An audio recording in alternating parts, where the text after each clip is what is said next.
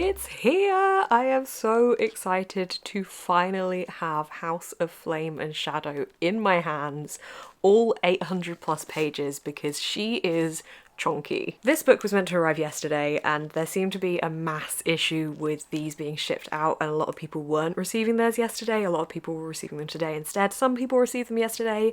To those people, I watched on jealously, and instead I had to download it on Kindle. So I have already started this. It is one day after release day, but this is going to be a spoiler filled. So if you have not read this book, if you do not want spoilers, do not watch this video yet. It's going to be a spoiler-filled reading vlog for House of Flame and Shadow by Sarah J Maas. This is the third book in the Crescent City series. This has got so many exciting things happening in it, and I am already loving it. I am about 20% through at the moment, so I feel like I've got my teeth in and I'm fairly invested in the story at the moment so far, and I'm really excited to see these characters coming back. Honestly, the second book I didn't love.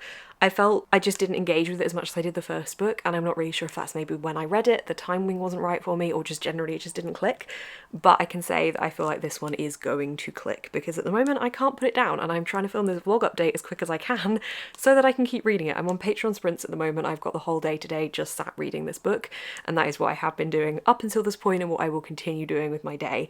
But a couple of introductory thoughts. Again, spoilers incoming if you have not read this series, if you have not read other series by Sarah J Maas, if you haven't read the ACOTAR series, maybe if you haven't read the Throne of Glass series, definitely if you haven't read the Crescent City series, do not keep watching. You have 3 seconds. This is your final warning. Okay, ready? 3, 2, 1. Let's go. We obviously had a humongous crossover at the end of the last book. We saw Rhysand, we saw the Night Court appearing in front of Bryce, who had teleported herself somehow to the Night Court. I mean, that was the big moment. That was the multiverse of Sarah J Maas that we needed, and I am so excited about that. I love the ACOTAR series. That is my favourite of Sarah J Maas's series. I just think that characters are just so fantastic. I love the setting, I love everything they've been through, and I love the fact that we get to see them interact with these characters, and interact they have. They have had so many interactions at the moment with Bryce as to why she is there and how she has got there. Bryce has somehow teleported to the Night Court, and she doesn't know why, she doesn't know how, they don't know why or how, and they're very, everybody is very wary of everybody else. Bryce is so confused, but is also just trying to protect herself and not give away too much information about who she is, what she can do, anything that would make her seem like she would be a threat that they would need to squash, basically. And they're obviously very wary of Bryce. Rhysand and the Night Court are very wary of Bryce because she's just rocked up there and seems to be from a completely different world. We learn about the histories of their two worlds kind of intertwining with each other, and there was a load of the past 15,000 years that crosses between their two worlds, and we learn that are they called the Asteri? I'm just going to say now, I am really bad at remembering names within this series because there's so many to remember, so if I get anything wrong, I apologise. The Asteri, the big baddies, they have previously tried to take over the world of ACOTAR and didn't, and they were one of the few places that wouldn't let them take over, and obviously Bryce has that issue with them at the moment, and there's the threat that they could potentially come back to try and conquer the previous places that they weren't able to conquer. So we have the kind of threat and the engagement from both sides there, but at the moment Bryce is in these sets of tunnels underground with Nesta and with Azriel, and I am here for that. I'm not Nesta's biggest fan. I didn't really love her that much after Court of Silver Flames or before that, but actually in this, I'm quite enjoying her. I love seeing her interact with Bryce, and I feel like they could be besties. Azriel and Bryce, I'm sensing some kind of flame there. I know that Bryce is with Hunt, but I'm sensing something. There's this whole dagger sword pairing thing that they have going on, and that's kind of drawing them to each other with their weaponry, but also she keeps just making little comments, and the way he looks at her and the way he responds to her, I'm just, you know, there might be something to unpick. That is one of the stories that's going on. We also have Tharion and we have Ethan and the wolf guys that are all trying to work out, one, what's happened to Bryce, and one, how to free Hunt and Rune and Baxian, who are currently being tortured and chained and held captive by the Hind. Is that what she's called? I'm really trying with the names. And another character that's name I've forgotten. Not a nice guy. Pollux. Okay, so they're all being captured by them, and the other group of people are trying to work out how to free them, at the same time as having the issue that Tharion has sworn himself to the Viper Queen and is fighting for her and needs to kind of get free from that. So that's all like happening there. Hunt is being tortured, Ruin is being tortured, Baxine is being tortured, they're all being tortured. It's pretty unpleasant. It's a really dank, horrible situation that they're in. I really like Rune in this. I think he's very funny and cheeky, and I like that a lot. So I'm invested in him most of all out of those three. I do like the others. I like Hunt, but I feel like Rune he's cool. I like him a lot. So we've got their story and then Bryce's happening separately because obviously she's in this other world. And they seem they're all going to come together, and that's where we're at the moment where I am. I have been wanting to update you for the last, 24 hours, but I wanted to wait until the book was here because I wanted to do the fun little intro that I filmed. So I haven't been able to talk about anything, but now I shall be giving regular updates. I shall be giving theories and thoughts and spoilers. I am so excited for this reading journey, and I'm excited for you to come along with me. It's going to be a good time.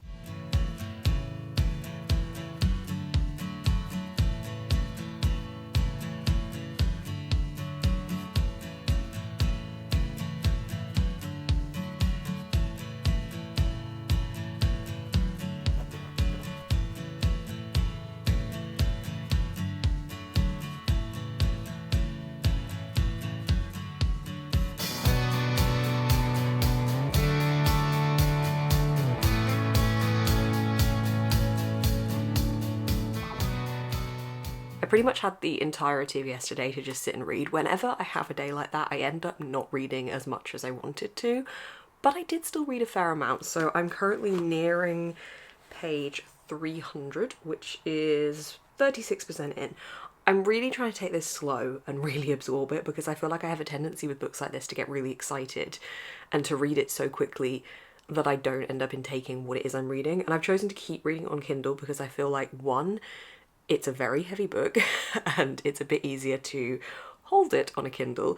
And two, I do feel like I'm more absorbed in it reading on the Kindle. I find it less distracting to read on my Kindle, and I think I forget how much I like reading on my Kindle. I feel like when I'm reading physically, I'm always almost somehow competing with myself, which sounds so silly, but I'm always working out how long is left in the chapter and how long that'll take me and stuff. Whereas on the Kindle, it just tells you how long you've got left in the chapter. If you want to finish a chapter before you go to bed, you know how long that is.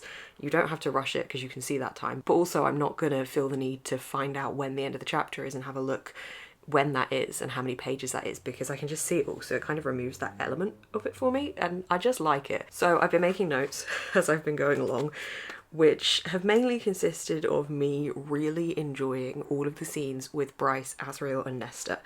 As I said, I wasn't the biggest fan of Nesta. I actually think that that's changed now, and I think maybe when I read A Court of Silver Flames, it maybe just wasn't the right time for me to read that book, because I'm getting on a lot more with Nesta now. I really like that we have had a reference to the different types of fae in this whole Sarah J Maas universe. We've had a reference to the shape-shifting fae from Throne of Glass. I'm kind of hoping that there's some kind of big battle that we get at the end and we see the Throne of Glass fae involved in that, or see somehow the Throne of Glass characters come into it in the same way that we had the Akatar characters come into it at the end of book 2. I feel like surely we're going to get that crossover as well. Right, another thing I've written down, very important. There are so many characters with names beginning with H, and I'm losing track. Important to say, and S and H used a lot. I love Nesta's taking no shit approach. I think one of the reasons I didn't like her before was because of her approach to things, and now that's what I really like. So I'm completely 180ing on Nesta. I love the fact that she is taking no prisoners, she is brutal, she does what needs to be done, and you can see there's an empathetic side to her. She feels, you know, she's been through so much, and you can see that on her. She's not just suddenly okay, and I like that development that we're getting from her. Chapter 36 was intense. Stuff is happening under the mountain within the Akatar chapters, as I'm kind of thinking of them.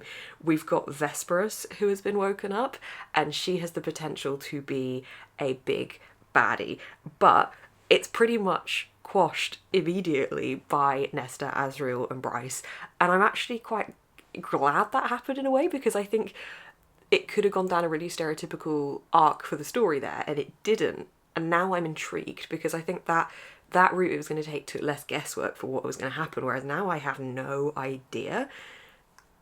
and I'm intrigued. Following that, we see Bryce come back to her world and enter into the autumn palace thing with her dad. Now, I'm really hoping that's not all we get from ACOTAR, because going into this, I was a little worried that it was going to be like a little cameo at the start and we were all going to be really hyped for it, and then it was going to be like a chapter. Now, we got like a solid 250 pages out of it, but those were my favourite parts. Whenever we were back with Bryce and with Azriel or Nesta, those were my favourite bits to read about. I love that crossover. ACOTAR just is so good. I really love the characters. So I'm really hoping that we get more from it, because we are now back in the main like world that we know, and I don't know if we're going to get more from it. I mean, surely we do. Now we know, and now they know, but how do they get back? They can only really come to Bryce's world with Bryce because of the whole horn in her back situation. So I don't know what's happening there. These are my thoughts so far. I am really liking it. I'm actually surprised at how much I'm liking it. I think because I didn't love book 2 as much, I was kind of doubting, but I think honestly it's the way I'm reading it. I think, as I said, with these bigger books, I have a tendency to get really excited and kind of just read them really quickly, and my brain kind of jumps to dialogue and then goes back and reads setting, and it just becomes really jumbled, and I feel like it's really chaotic in my brain to read these kind of books sometimes with these fantasies, and I'm trying to consciously avoid that, and I think reading on the Kindle has been a huge asset. So I'm actually kind of glad that my book was late, because if it wasn't, I wouldn't have picked it up on Kindle, and I wouldn't have clicked that that was probably a better option for me, and probably something to do more in the future as well. I think I'm going to try and use my Kindle more, because also that'll help with having a lot of physical books. Maybe just thinking about the physical books I want on my shelves, because I think they'd make a nice addition to my shelves, or I've already got more books by that author, like maybe thinking more consciously and just reading a little bit more on my Kindle, because I am really enjoying the experience. And also I like the fact that you can hide your progress as well, because that does get in my head sometimes. I kind of look at my progress more than anything else, and that's not what I'm reading for. I'm reading because I'm enjoying the book. So those are my thoughts. I'm going back to my family home later today, and often I don't read as much there, but I am really determined to just read as much of this as possible, because Polathon starts next week and I really want to be able to have finished this before Polathon, because I don't want to feel like I'm pausing it because I'm not going to read it during Polathon. So yeah, that's my goal. Just had chapter 33, which was the escape of Hunt, Baxian and Rune with the help of the Hind. That was great. I really liked that, and I liked how we've seen everyone kind of be a little bit reunited. I love moments like that. I feel like that would have been such an epic scene if it was in a film. So much of this would work so cool visually as well as like in writing. It's so good. I feel like this is the most reading focused reading vlog I've ever done, but I have my notebook, I have my book, and I have updates. I am at 50% into this book and I am loving it so much. I'm so obsessed with it. It's got everything I want. It's so good. I have thoughts. I have more thoughts. So, Jessica. We get more of a backstory to Jessica and who she is and why it is that she's here. And I really like getting to know more about her, because she's a really interesting character, having like the dealings with all the antiques and the House of Flame and Shadow and all of those kind of things that she is involved in, and not really knowing much about her. She's such an interesting character to get to know more about. So we got more of her backstory, and also a story that's going on with her and Ethan trying to resurrect the alpha wolf that I've completely forgotten the name of, that he accidentally killed and decapitated. That they're trying to kind of sort that out. So Ethan's got his little redemption storyline thing going on there. And then at the same time, Bryce is back with the group. She has rocked up on the boat in chapter 40, and I loved that scene. One, I loved that we'd kind of forgotten that she was probably going to rock up at some point, because I felt so invested in what was happening, I kind of forgot Bryce isn't here yet. 2, I loved the way that we get to see everyone's different reactions to her rocking up. And 3, just the whole thing just felt so badass and so cool. I really liked that part. We've learned that the Asteri have developed a new mech suit that they don't need a pilot in. So that's pretty intense. That adds a whole new level of oh no, because it means that their army can be way bigger and they will have way less casualties. So they are now even more of a threat. The plan currently is to go to Avalon to find a way to stop them. But I think this has just kind of maximised everything and has kind of introduced the fact that we're leading towards this climactic point of trying to defeat the Asteri, and how the hell they're going to do that. So there's a scene where Lydia says, destroying them would require assembling a force to march on the Eternal City, a force we do not have. Now they may not have that force, but the Night Court might have that force, the ACOTAR characters, and maybe even the Throne of Glass characters. Now, I know we haven't seen them yet. We've had the Flecker of the Fae mentioned. I don't think we're gonna get them in this book in their entirety. I think we might get introduced to the idea of them at the end, but I don't think that they're going to bring Throne of Glass and ACOTAR into this specific book. I think that might be a future book. I would love to be wrong, but I feel like the ACOTAR guys are going to come back. Like, they have to. I don't think that's the last thing we've seen of them, and I really hope it isn't the last thing we've seen of them. My theory, or my hopes for this, is that we'll have a big, huge, epic battle. I reckon that we're going to have a kind of big climactic point of trying to destroy the Asteri and these mech suits, and that's all going to come together. And then I reckon we're going to have like a little Avengers level on your left type moment where we're going to see the ACOTAR characters come into this world. Now, I don't know whether that's something that Bryce will instigate or whether that's something somehow they'll have found another way to do it, but I think that we, the reader, won't know it's going to happen, and it will hopefully be a surprise. That's what I'm hoping. That's my current theory. It's what I want to happen. I mean, if it doesn't happen, we're still, I reckon, going to get a really epic big battle scene. But wouldn't that be so cool? I just feel like that would be just really cool, and even cooler if we could have the Throne of Glass characters too. But if it's just ACOTAR, or if it's just the characters from the Crescent City series, regardless, I know that Sarah J Maas writes really great battle scenes. I love the A Court of Wings and Ruin battle scene. That is my favourite book in that series because of that battle scene. So I'm here for the big moments and the heroics. I'm loving this book so much so far. I actually think one of my favourite things about the crossovers in this is being able to see characters that we've known and loved for years through the eyes of another character from a completely different series. It's like changing the camera lens.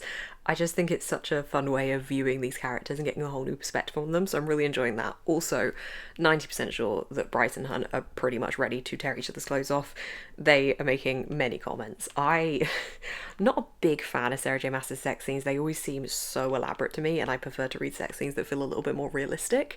I always end up finding them funny, which isn't probably the best side that you want from a sex scene, but I find them humorous, so I think that one of those is coming my way very soon, but I'm going to spend the whole day reading, so I guess I shall find out.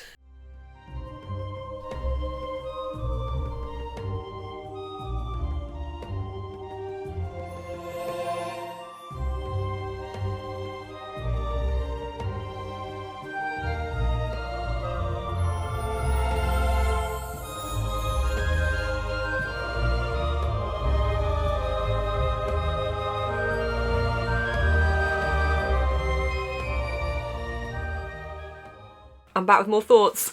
I've read up to the 70% mark I think we're at now. I definitely wanted to have this book finished yesterday because Polathon starts today. It's now Monday, but I spent all of yesterday watching the extended editions of The Hobbit, so I feel like it was a worthy cause, but I now have about 5 hours left according to my Kindle, and I would really like to finish this today if I can. I don't know how feasible that is because I have a busy day, but I am on sprints later for Polathon day one. I did want to be reading my Polathon reads today, but maybe that's just going to have to be tomorrow because I don't really want to pause reading this. I'm enjoying it so much, I don't want that flow to stop. So, where are we at with the notes? Lydia. I have not spoken much about Lydia yet, who we formerly known as the Hind.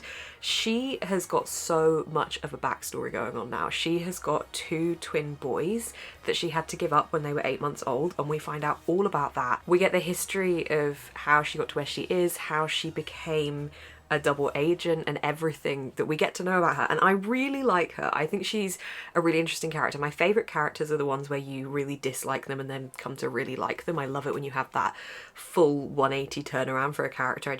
It makes me feel even more invested, I think. I've written down Morven, King of Avalon, is a sexist bastard because honestly the Fae community and the way that they view the women in their community is just... they're just there for breeding, apparently. So yeah, I'm suitably mad at any of the male Faes that agree with this. We got the sex scene. Right. I was reading this whilst I was sat on the sofa reading with my mum. She was reading, I was reading, and I just got to this bit and started laughing hysterically out loud. So I said earlier that I laugh at the sex scenes. I do. The line that really got me was, I hate the word cock. There's something about the way it sounds. His cock brushed her innermost wall. Why can't we just use the word penis? I know it's not like a sexy word, but still, whatever, right. His cock brushed her innermost wall. Why? What? Like, how big is his penis if it's brushing the innermost wall? It's that and words like filling her. Like, I hate it. I hate it. It just makes... I know it's a fantasy scene and it's a fantasy sex scene, but it just gives so many unrealistic expectations. I just... yeah. I've written why underneath it, and that represents the whole sex scene. It's fine. Like, I know that a lot of people do enjoy these sex scenes. I'm just not one of them, unfortunately. I really enjoy the fact that I actually, when I read this line, I was talking to my mum about how sex scenes are represented in books, and we were having this whole conversation, and just like I was saying about how bad this was. And she obviously saw me write something down in my book, and I left the book on the side. My mum has now annotated my conversation about this with silly little additional anecdotes. So yeah, thanks mum for that. Right, Lydia and Rune, they almost have a sex scene, which, may I say, was better. I liked the tension. I liked the fact that we didn't get the sex happening immediately. Like, there's a build-up, we haven't had it yet, but you can tell there's that tension. That I find better.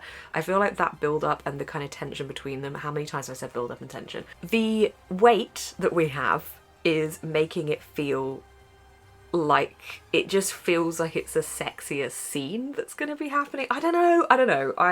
I'm enjoying that we've got going on with them. And I actually preferred reading about that than I did the innermost wall being hit.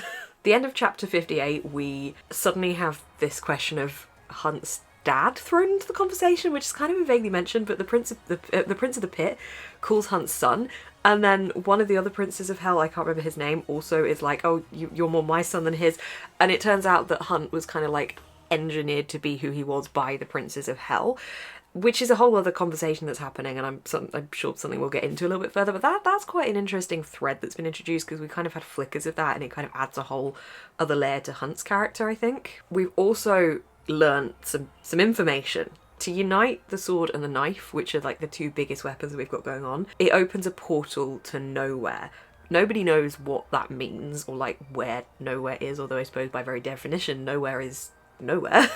But Bryce needs to find the starlight that Helena took from the Star Sword, which is the last third of Thea's power. So Thea split her power into 3/3, and Bryce has 2 of those thirds, and she needs to find the last third, which is somewhere on Avalon. So that is like the kind of new thing we've been introduced to, like that is how we can hopefully defeat the Asteri.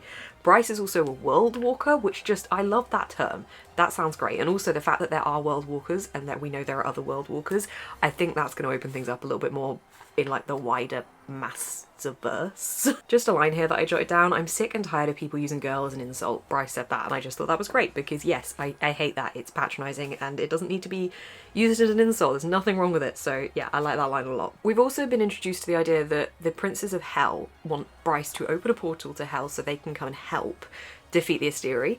Now, I want to trust the Princes of Hell, but I think Sarah J Maas has given me trust issues. I feel like you never know where these books are going and which character is going to end up with which characters. I'm second guessing everything at this point, and I don't know whether they should be trusted. I don't know whether they're going to help and then cause some havoc and it's going to be really crap.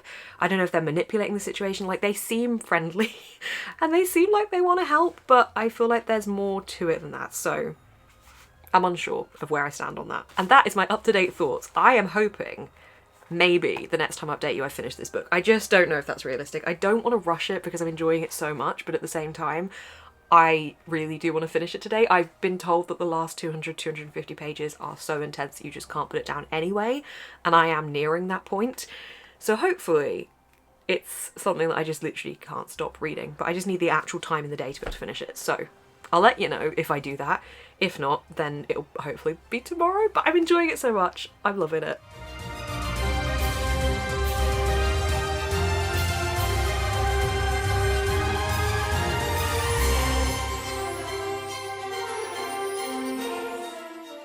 I finished House of Flame and Shadow. I'm going to talk to you properly about it in the morning, but I just need you to know I finished it, and it's 5 stars. It was fantastic. It was so good. I had so many emotions. I have cried multiple times. I have so many thoughts and feelings. We're going to talk about it in the morning when I can actually collect them, but immediate reaction, it was great. I finished the book! I will now enter a stage of emotional mourning because this book is over. And I'm not okay with that. I mean, I am okay with the book, but I'm not okay with it being over. I have my final chaotic thoughts that I was jotting down as I was reading to share with you. There is a little bit of structure to this, but really my thoughts are mainly so we'll just get into it, shall we? This video is pretty much just sponsored by this notebook at this point, isn't it? Okay, at last we spoke, I think that I was unsure whether we should trust the Princes of Hell. A lot of the things I thought were going to happen in this book didn't happen. Some I'm glad of, some I'm not so glad of. But the Princes of Hell, they were trustworthy. They were trustworthy, and I was surprised by that. I thought that would turn. I mean, obviously the army of Hell wasn't necessarily the most friendly army and probably didn't only attack the enemy, but like in all, the Princes of Hell, they did what they said they were going to do. Right. We're going to drop in at chapter 62, which is when Rune rocks up and stabs his dad. That was just, that whole bit, I think having so many characters in this book that are all like really important characters is a really good asset, because the reader is so invested in a scene that they forget there are other characters that can rock up and change the outcome of that scene. So when Rune rocked up, I completely forgot that he could do that, and he just came in and just stabbed his dad. And then Bryce said the fantastic line that is, "And I'm your motherfucking executioner." I just thought that was great.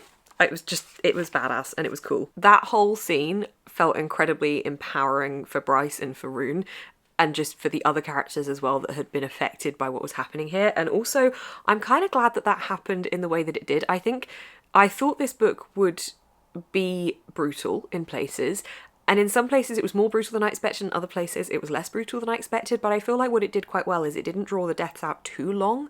Like, it didn't make them seem too impossible or too difficult, which I suppose shows how powerful Bryce has become now, and like the combination of Bryce and Hunt together, like how intense that is. So I think that kind of made each of the deaths easier. But I think at the same time, there weren't as many deaths as I was expecting, but we'll get into that. I love the humour in this book. I love the kind of humour these characters have. It's very dry. It's very random when it comes in.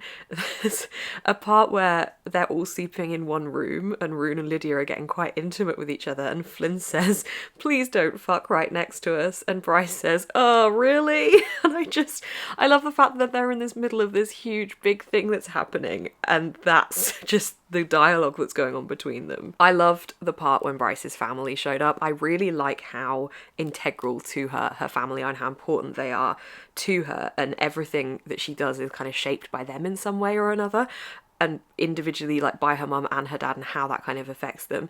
And I really, really enjoyed the way that we saw this all happen. They rocked up in the helicopter and had their little reunion.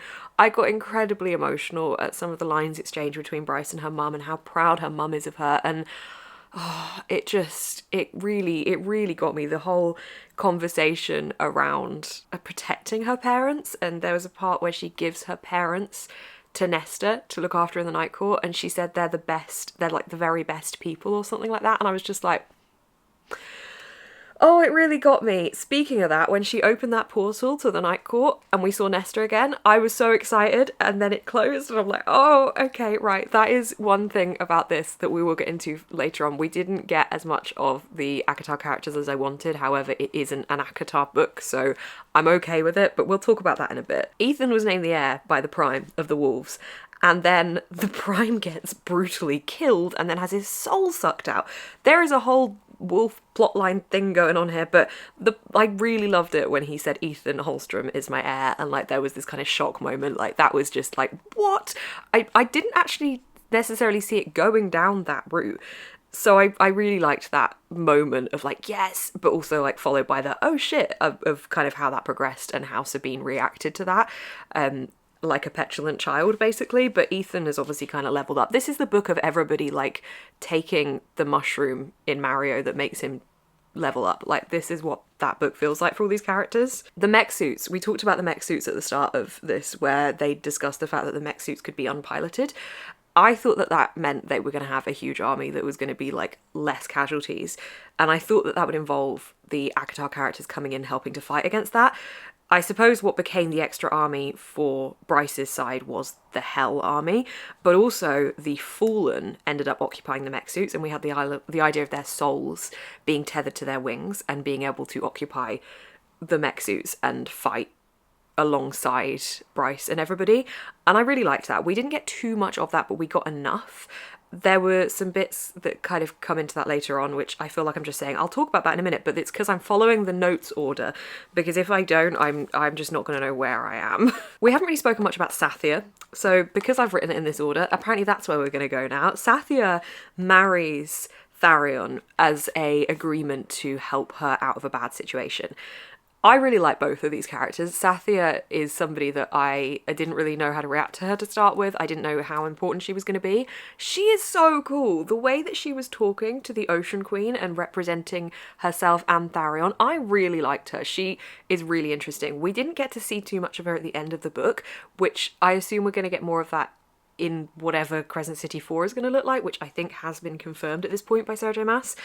But we find out that she has a previous love interest, whose name I believe is Colin, which I'm not going to lie, it surprised me a little bit that a fae was called Colin. I don't really know why, I didn't see it being a fae name, but it's cool. I mean, Sathya, it's quite cool, fae name, Colin, I don't know. But she's gone to try and help Colin, who's under the grip of the Viper Queen, and then we didn't really get any context to that afterwards, but we know that Tharion is going towards that storyline to help her. We just didn't really get a nice, neat tie-up on that like we did everything else, but I really liked Sathya. Okay, we got another sex scene. Right, just to be clear, I like a good sex scene. Like, keyword is there, good. I like a sex scene when it's well done. But when I'm laughing at it, there's no chance that I'm going to feel anything other than humour. Especially with lines like, his impressive length sprang free. You know those things that stop the doors from whacking against the wall in older houses that like used to be on a little spring? And it would be like, and you'd like, as a child, you'd whack it, it'd be like, that's what I see this being like, okay? His impressive length springing free, like the door thing. Just, they all have huge penises, and it just makes it funny. Also, it said the line, filling every part of her. They either have like throbbing cocks, they fill every part, or apparently reach the innermost wall. It's just one of those things on repeat. So that happened. I really loved the scene where Hunt has his Umbra Mortis helmet on and he kind of gets to view everything in slow-mo, and he sees the scene of Bryce stabbing Polaris and like how he notices everything.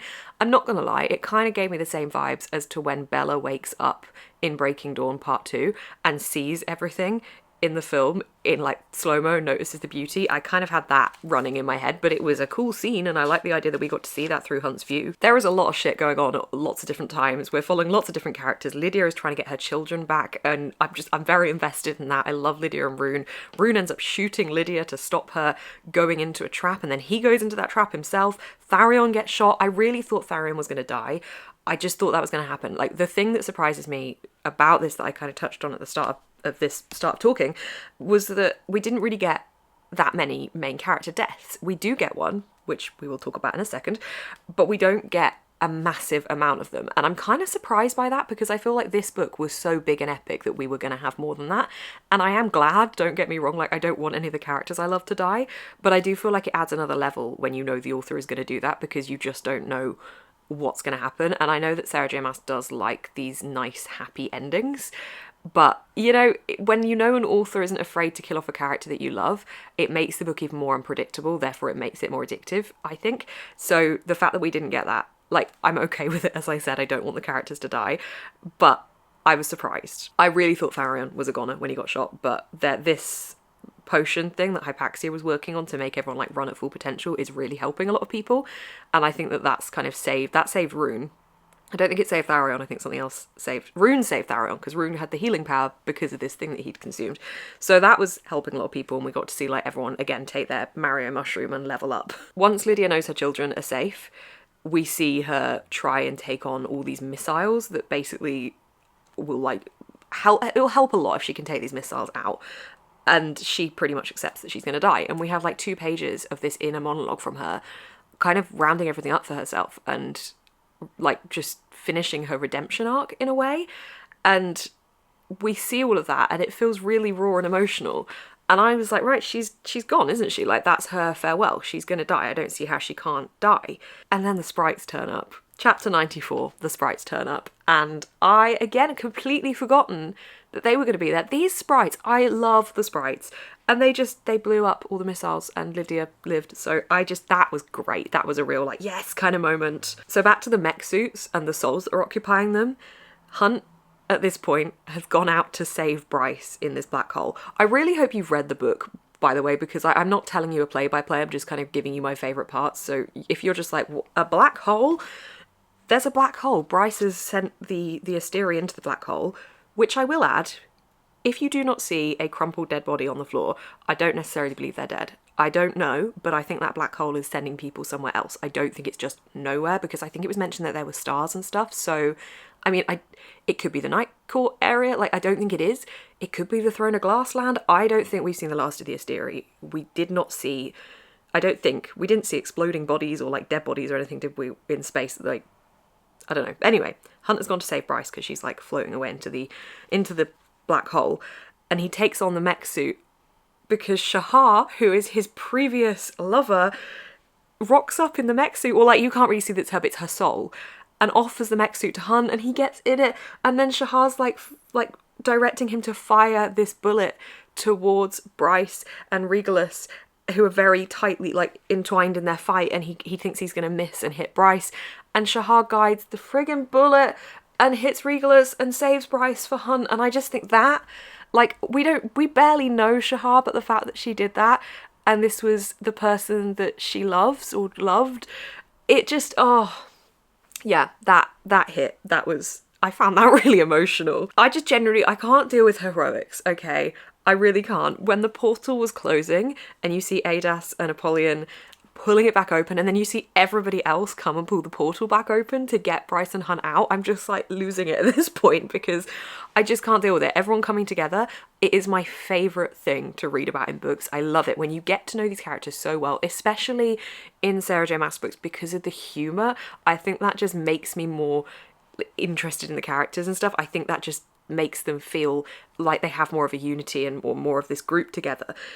And when you see them all come together and then they do stuff like this, I'm just like, right, okay, cool, yeah, that's happening. So at this point, I'm kind of thinking that Bryce's parents are going to stay in the Night Court, and that's going to be like how we get a crossover more in another book. But then she goes and gets her parents, so I guess that's not happening. But there is some bonding that's happened between her mum and Nesta, and I love that so much for Nesta. I love the fact that, her mum and her dad have just been able to have this moment in the Night Court and meet everybody there and become friends with them and like have a little kind of proxy member of their family there. I just really liked that. But oh god, the moment of Nesta and Bryce's mum hugging and just, that was really special. I really love the mother-daughter bond in this. You just don't get to see stuff like that too often in fantasies like this, I think. And I am so close to my mum, and I love seeing Bryce have that relationship with her mum. It felt really special, and there were so many lines that accompanied that I just think were just so beautiful. And the final note I have is I love the Jelly Jubilee reference at the end. There's Pegasus sprouting up in Avalon, and Baxian is like looking after the place, and he calls up Bryce and he's like, oh my god, there's Pegasus everywhere. And she's like, there's Pegasus, there's flying horses, and gets really excited because of Jelly Jubilee, who is essentially like My Little Pony. So yeah, that's everything I had written down. I didn't write down about Jessica because I have a lot of thoughts on that. So Jessica sacrifices herself so Bryce can live. I told you there'd be no structure after I stopped reading out the note, but we're going backwards now. Jessica sacrifices herself so that Bryce can come back, because Bryce has sacrificed herself for everything else that's happened and them defeating the Asteri. And that, my god, I was crying that whole bit. I just think that was so beautifully done. Jessica is a character that has always been a little icy, a little guarded. You don't really know too much about her, and in this book you get her backstory. You get to find out that she's been protecting these ancient books this whole time. You get to see her form relationships with people other than Bryce and interact with Hypaxia and Ethan, and I really loved seeing that. And you just feel like you get to know her so much more, and you soften towards her. And not that she needs a redemption arc as such, but we do kind of get that a little bit for her.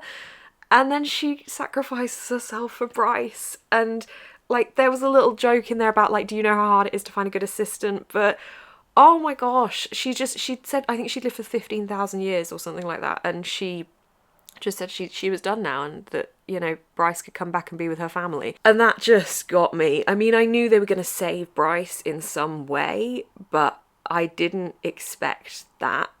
And I don't think Bryce expected that. And then we got to see Danica and Connor and the wolves over the hill as Bryce was like in this limbo state. And it just, it got me.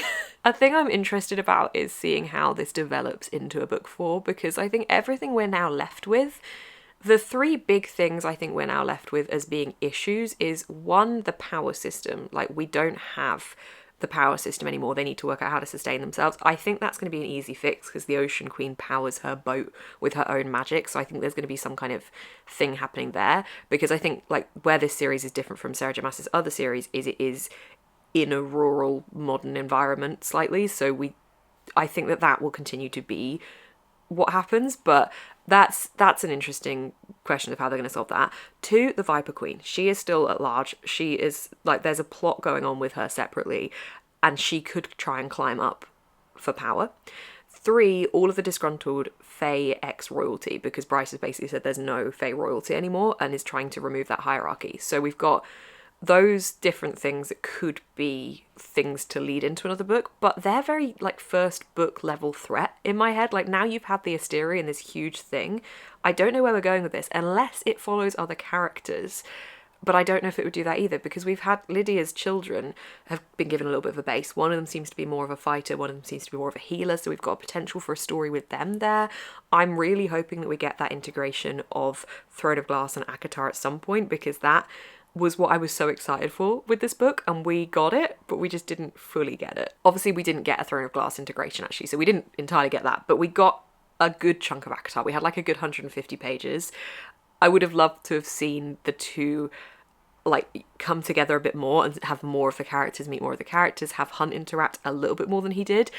Hunt did get to meet Cassian, you got to see Nesta, but I really wanted more of that. But it is a Crescent City book. It's not an ACOTAR book. It was never labelled as an ACOTAR book. And I'm wondering if in the future we're going to get one that is like an amalgamation of all of them. Something like, you know, a Court of House and Glass. That could be what it's called.